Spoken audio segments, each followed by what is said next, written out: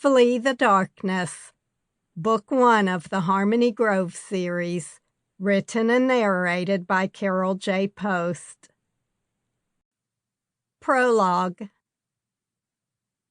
Jagged streaks danced across the night sky, bathing the landscape in harsh white light. Crouched behind the old sedan, Melissa Langston cringed. Each burst of virtual daylight shredded her already frayed nerves.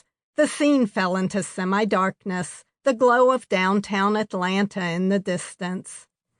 A clap resonated through the air and gave way to a deep, persistent rumble. In the silence that followed, she listened to the dull thump of muffled footsteps, straining to pinpoint their source.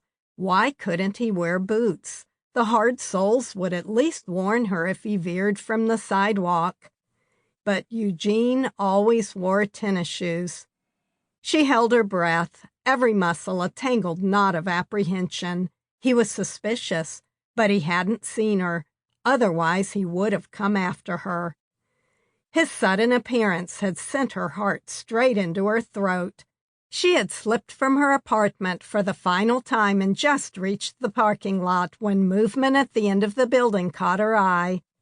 A split second later, she dove behind the nearest car. That was almost an hour ago, when the approaching spring storm was nothing more than distant heat lightning and a vague threat of rain. Another series of flashes illuminated the sky, and she counted. 1001, 1002. The ground trembled beneath her.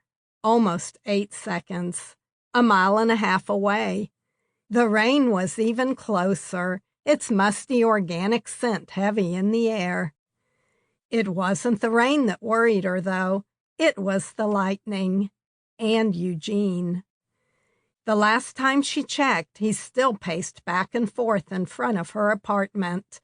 The restraining order she had filed several weeks ago was little consolation.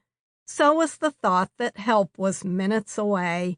Her phone was in her purse, waiting in the console of her car. But if Eugene saw her run for it, she wouldn't have the opportunity to dial 911. He had warned her. He would never let her leave. If the ice-cold fury in his eyes hadn't convinced her, the steel blade against her throat had.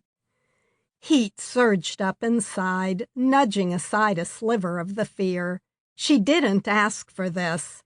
How could friendly conversation on laundry night and the occasional visit to the ice cream shop across the street? Sample complete. Ready to continue?